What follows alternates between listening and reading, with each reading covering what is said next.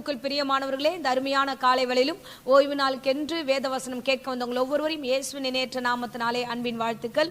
தேவன் நம்மை ஆசீர்வதிக்க அவர் வல்லமையுள்ள தேவனாய் இருக்கிறார். ஆமேன். தம்முடைய வார்த்தைகளை கொடுத்து ஒவ்வொரு வாரமும் அவர் கிருபைகளினாலே நம்மளை நடத்தி கொண்டிருக்கிறார். இந்த வாரமும் ஏற்ற வார்த்தைகள் உங்களோடு கூட பேசி உங்களை ஆசீர்வதிக்க நல்லவராய் இருக்கிறார். இப்பொழுதும் கண்களை மூடி நாம் ஜெபிப்போம். அன்பு ரட்சகா, இந்த அருமையான தருணத்துக்காய் ஸ்தோத்திரம். ஆண்டவரே, இந்த பிரசங்கத்தை கேட்க வந்த ஒவ்வொரு பிள்ளைகளையும் ஆசீர்வதிப்பீராக. ஏசப்பா, உம்முடைய சமூகத்தில் வீற்றிருக்கிறவர்களை நீர் ஒருபோதும் கைவிட மாட்டீர். ஆண்டவரே, உம்முடைய வார்த்தைகள் ஆண்டவரே தீவிரமாய் சென்று ஆண்டவரே காரியத்தை நடப்பிக்குமே. இன்றளவும் கர்த்தாவே, உம்முடைய வார்த்தைகளை கொடுக்கிற தேவனே, உமக்கு கொடான கொடி ஸ்தோத்திரம். உம்முடைய வார்த்தைகள் என் பிள்ளைகளுடைய வாழ்க்கையில் ஆண்டவரே 100 60 பலன் தரத்தக்கதாய் பெரிய காரியங்களை செய்வீராக. ஆசீர்வதிங்க. எல்லா தடைகளும் எடுத்து போடும். தொடர்ந்து வழி நடத்தும், காத்துக்கொள்ளும். இயேசுவின் நாமத்திலே ஜெபிக்கிறோம் நல்ல பிதாவே. ஆமேன், ஆமேன். ஹல்லேலூயா. சோ இந்த நாளில தேவன் நம்மை நடத்த வல்லவராய் இருக்கிறார். பாருங்க, ஆவிக்குரிய வாழ்க்கையில ஒவ்வொரு நாளும் நாம் விழித்திருக்க வேண்டும். ஒவ்வொரு நாளும் கர்த்தருடைய வசனத்துக்குள்ள நம்ம வளர வேண்டும். நம்ம நிர்மூலமாகாதிருப்பது அவருடைய கிருபை என்று வேதம் சொல்லுகிறது. ஆமேன். ஏன்னா இன்னைக்கு நம்ம நிக்கிறவங்க ஓகே, அப்புறம் நாளைக்கு நம்ம இருப்போமா, நம்ம கிறிஸ்துவ வாழ்க்கையில் நடப்போமா நமக்கு தெரியாது. அப்போ ஒவ்வொரு நாளும் நம்ம கர்த்தருடைய பயணத்துல வாழணும். கர்த்தருடைய வசனத்துல நம்ம வாழணும்னா கண்டிப்பா நம்ம என்ன பண்ணணும்னா வேத வசனத்தின்படி நம்ம வாழ்க்கையை அமைத்துக் கொள்ள வேண்டும். கர்த்தர் என்ன சொல்லுகிறாரோ அந்த வசனத்தின்படி, கற்பனையின்படி, கட்டளையின்படி நம்ம வாழ்கிற பிள்ளைகளாய் நாம் காணப்பட வேண்டும். ஆமேன், அல்லேலூயா. ஆகையால இன்னைக்கு வசனம் கேட்பது நல்லது. அந்த வசனம் உங்களை ஜீவனோடு பலத்தோடு காத்துக்கொள்ளும். ஆமேன். இப்பொழுது வேத வசனத்துக்கு நேராக கவனத்தை செலுத்துவோம். ஏசாயா 61 அதிகாரம் 7 வசனத்தை நாம் வாசிப்போம். உங்கள் வெட்கத்துக்கு பதிலாக இரண்டத்தனையாய் பலன் வரும். லட்சைக்கு பதிலாக தங்கள் பாகத்தில் சந்தோஷப்படுவார்கள். அதே நிமித்தம் தங்கள் தேசத்தில் இரட்டிப்பான சுதந்திரம் அடைவார்கள். நித்திய மகிழ்ச்சி அவளுக்கு உண்டாகும். ஆமென், ஹல்லேலூயா. கர்த்தர் நல்லவர். இந்த நாளில உங்களோடு கூட பேசுகிறார். உங்கள் வெட்கத்திற்கு பதிலாக கர்த்தர் இரட்டத்தனையாய் ஆசீர்வதிக்க அவர் வல்லவராய் இருக்கிறார். ஆமென். எந்தெந்த இடங்கள்ல நம்ம தலை குனிந்து இந்த வேளையில வாழ்ந்திருக்கிறோமோ அங்க எல்லா இடத்திலையும் கர்த்தர் நம்மளை ஆசீர்வாதமாய், அது மாத்திரமல்ல சந்தோஷமாய் கர்த்தர் நம்மை நடத்த வல்லவராய் இருக்கிறார். வெட்கத்திற்கு பதிலாக இரட்டத்தனையாய் ஆசீர்வதிப்பேன் என்று மாத்திரமல்ல, கடைசியாய் அவர் சொல்லும்போது ஒரு வார்த்தை சொல்லுகிறார், நித்திய மகிழ்ச்சி உங்களுக்கு உண்டாகும். ஹல்லேலூயா. என் தேவன் கர்த்தர் தம் பிள்ளைகளை மகிழ்ச்சியாய் வைக்க விரும்புகிறார். கர்த்தர் ஆசீர்வாதம் மேல் ஆசீர்வாதம் தந்து தம் பிள்ளைகள் ஒவ்வொருவரும் நிலை நிற்க வல்லவராய் இருக்கிறார். அதை ஆண்டவர் என்ன விரும்புகிறார்னா, தம் பிள்ளைகள் நன்மையை அனுபவிக்க வேண்டும், ஆசீர்வாதங்களை பெற்றுக்கொள்ள வேண்டும் என்பதுதான் கர்த்தர் நினைக்கிறார். ஆனா சில நேரங்களில் நாம என்ன பண்றோம், நம்ம மகிழ்ச்சியை தொலைச்சிடுறோம். ஆனா ஆண்டவர் நமக்கு மகிழ்ச்சியை தான் வைத்திருக்கிறார். என்ன மகிழ்ச்சி தெரியுமா? டெம்பரவரியானது இல்ல, நித்திய மகிழ்ச்சி உங்கள் தலையின் மீது உண்டாயிருக்கும். வசனம் சொல்லுகிறது, நித்திய மகிழ்ச்சி அவர்களுக்கு உண்டாகும். யாருக்கு உண்டாகும்? சோ வெட்கப்படுகிறவர்களுக்கு கர்த்தர் சொல்லுகிறார், வெட்கப்பட்டு தலை குனிந்த அந்த காரியத்துல நான் இரட்டத்தனையான பலனை கொடுத்து உன்னை ஆசீர்வதித்து உன் தலையை நிமிரச் செய்வேன் என்று சொல்லுகிறவர். ஹல்லேலூயா. அவர் ஒருபோதும் உங்களை கைவிடவே மாட்டார். ஆமென். கர்த்தர் நல்லவர். ஆண்டவர் நித்திய மகிழ்ச்சினால உங்களை நிரப்புவார். நீங்க மன மகிழ்ச்சியோடு கர்த்தருடைய வேத வசனத்தை ஏற்றுக்கொள்ளுங்க. நிறைய காரியங்கள் அவர் வசனத்தோடு பேசிக்கொண்டே இருக்கிறார். ஆனா சில நேரங்களில் அந்த வசனங்களை கேட்டு கூட நம்ம மகிழ்ச்சி அடையறதில்ல. நீங்க உண்மையாகவே சந்தோஷமா மகிழ்ச்சியா இருந்தா கர்த்தர் உங்களுக்காக நிறைய காரியங்களை அவர் செய்ய வல்லவராய் இருக்கிறார். ஏன்னா பேசுற வசனங்கள், வார்த்தைகள் கர்த்தர் பேசுகிறார் விசுவாசித்தாலே உங்களுக்கு மகிழ்ச்சி உண்டாகும். சோ தேவனாகிய கர்த்தர் இந்த நாட்களில் உங்களோடு முகமுகமாய் பேச விரும்புகிறார். ஆமென், அல்லேலூயா. ஆகையால நீங்க பயப்படாதீங்க. என் தேவன் உங்களோடு கூட தான் இருக்கிறாரு. உங்களுடைய காரியங்கள் எல்லாவற்றையும் அவர் பார்த்து கொண்டே இருக்கிறார். நீங்கள் பலனுள்ள பிள்ளைகளா இருக்கணும்னா நீங்க கிறிஸ்து கொடுக்கிற வசனத்துல மகிழ்ச்சியா இருங்க. வசனம் சொல்லுகிறது, நெகேமியா இஸ்ரவேல் ஜனங்களை பார்த்து என்ன வார்த்தை சொல்லுகிறார் தெரியுமா? நெகேமியா 8 அதிகாரம் 10 வசனத்தை நம்ம வாசிப்போம். பின்னும் அவன் அவர்களை நோக்கி, நீங்கள் போய் கொழுமையானதை புசித்து மதுரமானதை குடித்து ஒன்றும் இல்லாதவருக்கு பங்குகளை அனுப்புங்கள். இந்த நாள் நம்முடைய ஆண்டவருக்கு பரிசுத்தமான நாள். விசாரப்பட வேண்டாம். கர்த்தருக்குள் மகிழ்ச்சியாயிருப்பதே உங்களுடைய பலன் என்றான். ஆமென், ஹல்லேலூயா. கர்த்தருடைய வேத வசனம் அவ்வளவு அழகா சொல்லுகிறது. இஸ்ரவேல் ஜனங்களை பார்த்து அவர் சொல்லுகிறார், நீங்க கவலைப்படாதீங்க, வெசனப்படாதீங்க. நீங்க சில காரியங்களை குறித்து நிறைய பயப்படுறீங்க, குழம்புறீங்க. நம்ம வெட்கப்பட்டு இருக்கிறோமே, இனி நம்ம என்ன பண்ணுவோம்னா நீங்க கவலைப்படாதீங்க. நீங்க மகிழ்ச்சியா இருங்க. நீங்க மகிழ்ச்சியாய் கர்த்தருக்குள்ள மகிழ்ச்சியா இருப்பது தான் உங்க பலன். உங்க பலனை மட்டும் நீங்க இழந்து போகாதீங்க. ஹல்லேலூயா. பாருங்க, நம்ம பலவீனப்படும் போது, நம்ம சோர்ந்து போகும்போது, நம்ம அப்பேற்பட்ட இப்படிப்பட்ட காரியத்துல நம்ம விழுந்துட்டோம்னா நம்ம பலன் குறுகிடும். அப்படிதான் வேதம் சொல்லுகிறது. அல்லேலூயா. ஆபத்து காலத்தில் சோர்ந்து போனா உங்க பலன் குறுகிடும் என்று வேதம் நமக்கு கற்றுக் கொடுக்கிறது. ஆகையால நம்ம பலனை எங்க வச்சிருக்கிறா தெரியுமா? வேத வசனத்துல, கர்த்தருடைய வார்த்தையில உண்டு.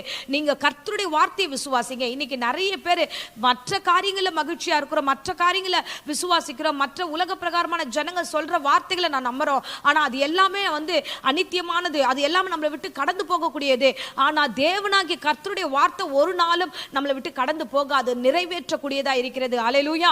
கர்த்தருக்குள்ள நீங்கள் மகிழ்ச்சியா இருக்கணும். எந்த நேரத்துல நீங்க வெட்கப்பட்டு இருக்கிற இடத்துல, ஆபத்தான இருக்கிற இடத்துல, இறுக்கமான சூழ்நிலையில நீங்கள் கர்த்தர் கொடுக்கிற வாக்குத்தத்தத்தை வைத்துக் கொண்டு மனமகிழ்ச்சியோடு இருங்க. அதுதான் பலன். அந்த பலத்தோடு கூட நீங்கள் சகல காரியத்தையும் நீங்கள் மேற்கொள்ள முடியும். ஆமென். அல்லேலூயா. அல்லேலூயா. பாருங்க, நீங்க அதிகமா கவலைப்படுறீங்கன்னா நிச்சயமா அது உங்க கவலை உங்களை ஒடுக்கும். அதுதான் வேதம் சொல்கிறது. நீதிமொழிகள் 12ஆம் அதிகாரம் 25ஆம் வசனத்துல நம்ம வாசிக்கிறோம். மனுஷனுடைய இருதயத்தில் உள்ள கவலை அதை ஒடுக்கும், நல் வார்த்தையோ அதை மகிழ்ச்சியாக்கும். ஆமென். ஹல்லேலூயா. நல்ல வார்த்தை வசனத்துல கர்த்தர் சொல்றார். அம்மா நீ வெட்கப்பட்டியா, தோ நான் உன்னை ரெட்டத்தனையா ஆசீர்வதிப்பேன்னு சொல்ற நல்ல வார்த்தை நீங்க கேக்குறீங்கல்ல, அந்த கேக்குற அந்த வார்த்தையில உங்களை ஆண்டவர் புஷ்டியாய் நடத்துவார். நல்ல ஔஷதமே என்ன தெரியுமா? கர்த்தருடைய வார்த்தையில நீங்கள் பலனா இருக்கிறது தான். ஹல்லேலூயா. இங்க வேத வசனம் சொல்லுகிறது, கவலைப்படுறீங்க அப்படின்னா அந்த கவலை உங்களை ஒடுக்கும், உங்களை பலவீனப்படுத்தும், உங்களை சோர்வுக்குள்ளாய் மாற்றும். அடுத்தது என்ன செய்யணும்ன்றதை நம்ம யோசிக்க மாட்டோம். கவலைப்படுறதுனால சோர்ந்து சோர்ந்து நம்ம திரும்பி திரும்பி திரும்பி அந்த விழுந்த இடத்திலே தான் விழுந்திருப்போம். அல்லேலூயா. அல்லேலூயா. கர்த்தர் பேசுகிறார் பாருங்க. விழறது வாழ்க்கையில நம்ம விழுந்து போறோம், பலவீனப்படுறோம், சோர்ந்து போறோம், இதெல்லாம் இயற்கை. அது எல்லாருடைய வாழ்க்கையில வரும். விழுந்துட்டு தப்பு கிடையாது, விழுந்த இடத்துலயே படுத்துட்டு இருக்கிறது தான் தப்பு. சோர்ந்து போன இடத்துலயே சோர்ந்து போய் உட்காந்துருக்கு தான் தப்பு. அதுதான் எலியாவை பார்த்து கர்த்தர் சொன்னார், தட்டி எழுப்பி எழுந்து நீ பண்ண வேண்டிய தூரம் பிரயாணம் தூரமா இருக்கு, நீ இன்னும் கடந்து போக வேண்டிய பிரயாணம் உண்டுன்னு சொல்லி கர்த்தர் நடத்தினார். ஆகையால நீங்க கர்த்தர் கொடுக்கிற வசனத்துல டிராவல் பண்ணுங்க. மனுஷன் பேசுகிற வார்த்தையிலயோ, மனுஷர் கொடுக்கிற இந்த தேவையற்ற வார்த்தைகள், அவங்க தேவையில்லாம தன்னுடைய நம்ம மன சந்தோஷத்துக்காக சில வார்த்தைகளை பேசுவார்கள். அதுல உங்களுடைய வாழ்க்கையின் பிரயாணத்தை பண்ணாதீங்க. தேவன் கொடுக்கிற வாக்கு தத்தத்தை கையில வைத்துக் கொள்ளுங்க. வசனம் சொல்லுகிறது, உனக்கு பதிலா நான் செய்வேன். என்ன பதில்? வெட்கத்தின் பதில், கண்ணீருக்கு பதில், பலவீனத்துக்கு பதில், சோர்வுக்கு பதில். நான் உங்களை நித்திய மகிழ்ச்சியாய் நடத்துவேன். ஆமென். அல்லேலூயா. சோர்ந்து போக வேண்டிய அவசியமே இல்லை. அதுதான் மத்தேயுல இயேசு கிறிஸ்துவே அவ்வளவு அழகாய் சொல்லுவார். மத்தேயு 6ஆம் அதிகாரத்துல வாசிக்கிறோம் பாருங்க. நீங்க ஏன் கவலைப்படுறீங்க? கவலைப்படுறதுனால உங்களால என்ன செய்ய முடியும்? ஒரே ஒரு காரியத்தை கூட நம்மளால எக்ஸ்ட்ராவா எதுவும் பண்ண முடியாது. நம்ம வாசிப்போம். மத்தேயு 6ஆம் அதிகாரம் 26ஆம் வசனத்தை நம்ம வாசிப்போம். ஆகாயத்து பட்சிகளை கவனித்து பாருங்கள், அவைகள் விதைக்கிறதும் இல்லை, அறுக்கிறதும் இல்லை, களஞ்சியங்களில் சேர்த்து வைக்கிறதும் இல்லை, அவைகளையும் உங்கள் பரமபிதா பிழைப்பூட்டுகிறார். அவைகளை பார்க்கிலும் நீங்கள் விசேஷித்தவர்கள் அல்லவா? ஆமென். ஹல்லேலூயா. சோ பறவைகளை பார்க்கிலும் நீங்கள் விசேஷமானவர்கள். அவைகள் எங்க போய் என்ன காரியம் செய்கிறது? அவ உழைக்கிறதும் கிடையாது, எந்த காரியத்துல போய் வேலை செஞ்சு அங்க இருந்து எடுத்துட்டு வர்றது கிடையாது. அப்ப எதுவுமே அந்த பறவைகள் பட்சிகள் பண்ணாதும் போது நீங்க ஏன் கவலைப்படுறீங்க? அவர்களை காட்டிலும் விசேஷமானவர்கள். ஆண்டவர் அவைகளுக்கே பிழைப்பூட்டுகிறாரே, அவர்களையே கர்த்தர் ஆசீர்வதிக்கிறாரே, உங்களை ஆசீர்வதிக்காமல் இருப்பாரா? சோ நீங்க கவலைப்படாதீங்க. உங்கள் கவலைகளை கர்த்தர் அறிந்திருக்கிறார். ஆமென். அதனால தான் வசனம் 34 வாசிக்கிறோம். நாளைக்காக நீங்க கவலைப்படாதீங்க. நாளைக்காக கவலைப்படுறது எதுனா அது தன்னுடையவர்களுக்காக இருக்கும். நீங்க தேவையில்லாம இன்றைய தினத்துல பல காரியங்களை குறித்து குழம்புறீங்க. நம்ம வசனத்துல வாசிக்கிறோம் பாருங்க. 34ஆம் வசனத்தை வாசிப்போம். ஆகையால் நாளைக்காக கவலைப்படாதிருங்கள், நாளைய தினம் தன்னுடையவர்களுக்காக கவலைப்படும். அந்தந்த நாளுக்கு அதினதின் பாடு போதும். ஆமென். ஹல்லேலூயா. சோ அந்தந்த நாளுக்கு அந்தந்த பாடுகள் போதுமானது. நீங்க கவலைப்படாதீங்க. கர்த்தர் எல்லாவற்றையும் அறிந்திருக்கிறார். ஆவியானவருக்கு தெரியாம, தேவனுக்கு தெரியாம உங்க வாழ்க்கையில ஒரு காரியம் இல்ல. கர்த்தர் உங்க வாழ்க்கையில கர்த்தர் கொடுக்கிற வாக்குத்தத்தத்தை நீங்கள் பற்றி கொண்டிருங்க. நீங்கள் மகிழ்ச்சியா இருக்க வேண்டும். ஆமென். ஹல்லேலூயா. பாருங்களேன், தாவீது விதமாய் தன்னுடைய சங்கீதத்துல எழுதுகிறார். 139ஆம் சங்கீதத்தை நீங்க முழுசா வாசிச்சீங்கன்னா நிறைய காரியங்களை அவர் சொல்லியிருப்பார். ஆண்டவரே, நான் எங்க போனாலும் நீங்க அங்க இருக்கிறீங்க. ஆண்டவரே, நான் வானத்துல ஏறினாலும் நீங்க அங்க இருக்கீங்க, பாதாளத்துல போனாலும் அங்க இருக்கீங்க. சோ நான் உள்ளேயும் போனாலும் வெளில போனாலும் முற்றத்துல போனாலும் எங்க போனாலும் நீங்க இருக்கீங்க. என் உட்கார்தலையும் அறிந்திருக்கிறீர், என் எழுந்திருக்கிறதையும் அறிந்திருக்கிறீர். ஆண்டவர், நான் எங்க போனாலும் இருக்கிறீங்களே ஆண்டவரே, நான் உமக்கு மறைவா நான் எங்க போக முடியும்னா? அதுதான் நிஜம், அதுதான் உண்மை. இன்னைக்கு பிரசங்கத்தை கேட்கிற உங்களுக்கு சொல்றேன் பாருங்க, நீங்க எங்கேயுமே மறைய முடியாது. என் தேவனுக்கு முன்பதாக வெளியரங்கமா இருக்கிறீங்க. அவர் எல்லாவற்றையும் உங்களை குறித்து அறிந்து வைத்திருக்கிறார். அதனால நீங்க கவலைப்பட வேண்டிய அவசியம் இல்லை. அவர் சொல்லுகிறார், நான் கொடுக்கிற வாக்குத்தத்தத்தை நீ பற்றி கொண்டிரு. ஆமென். அல்லேலூயா, அல்லேலூயா. கர்த்தர் நல்லவர், கர்த்தர் நல்லவர். சோ இந்த வேளையில தாவீது விதமாய் தேவ சமூகத்தில் அவர் தன்னை அர்ப்பணிக்கிறார். எல்லாவற்றையும் அறிந்தவர். ஆண்டவரே, நீர் உம்முடைய வார்த்தையை கொடுத்து என்னை அனுப்புகிறீர். ஆமென். அல்லேலூயா. சங்கீதம் 119:77 நம்ம வாசிக்கிறோம், வேதமே எனக்கு மனமகிழ்ச்சியா இருக்கிறது.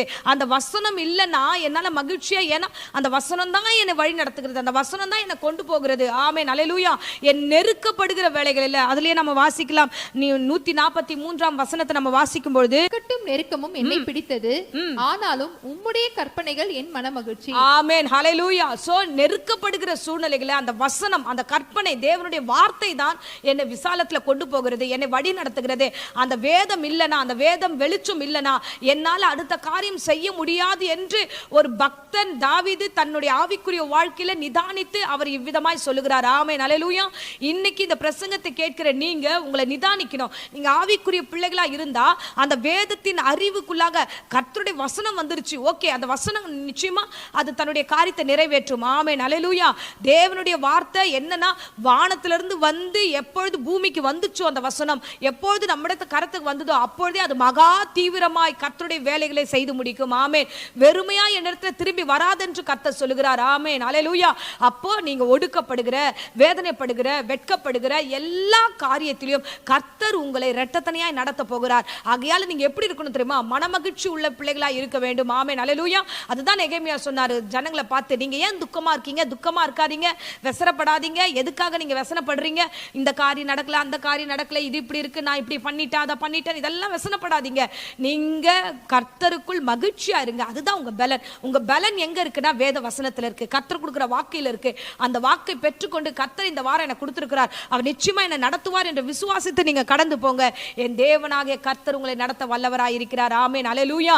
அதுதான் வேதத்துல வாசிக்கிறோம். ஏசாயா 55:12 வாசிக்கிறோம், வேத வசனத்தின்படி நீங்க எப்படின்னா மகிழ்ச்சியாய், நீங்கள் கம்பீரமாய் நீங்கள் கடந்து போவீர்கள் என்று வாசிக்கலாம். நீங்கள் மகிழ்ச்சியாய் புறப்பட்டு சமாதானமாய் கொண்டு போகப்படுவீர்கள். பர்வதங்களும் மலைகளும் உங்களுக்கு முன்பாக கம்பீரமாய் முழங்கி வெளியின் மரங்கள் எல்லாம் கைகொட்டும். ஆமென். ஹல்லேலூயா. வசனத்தை விசுவாசிங்களேன். இந்த வசனத்தை தியானித்தா அவ்வளோ மனமகிழ்ச்சியா இருக்கும். கம்பீர சத்தத்தோடு கர்த்தர் எனக்கு வாக்கு கொடுத்துட்டார், இதுக்கப்புறம் நான் வெட்கப்பட வேண்டிய அவசியம் இல்லை, நான் ஒடுக்கப்பட வேண்டிய அவசியம் இல்லை, என் தேவனாகிய கர்த்தர் இந்த வாக்கை எனக்கு நிறைவேற்றுவார் என்ற நம்பிக்கையோடு நீங்கள் வெளியே சாட்சிகளாய் வருவீர்கள் என்று கர்த்தர் சொல்லியிருக்கிறார். அவர் நிச்சயமாய் அந்த வாக்கை நிறைவேற்ற வல்லவராய் இருக்கிறார். ஆமென். அல்லேலூயா. ஆகையால நீங்கள் ஒரு காரியத்தை இன்றளவு புரிந்து கொள்ள வேண்டும். மகிழ்ச்சியா இருப்பதுதான் கர்த்தர் நமக்கு வைத்திருக்கிறார், மகிழ்ச்சியை நமக்காக விதைத்து வைத்திருக்கிறார். சோ ஆகையால் அந்த மகிழ்ச்சியாய் நீங்கள் காணப்பட வேண்டும். கர்த்தர் கொடுக்கிற வாக்குத்தத்தை எடுத்துக்கொண்டு நீங்க கடந்து போங்க. வழியெல்லாம் உங்களுக்கு அந்த காரியங்கள் நிறைவேற்ற அவர் வல்லவராய் இருக்கிறார். ஆமென். அல்லேலூயா.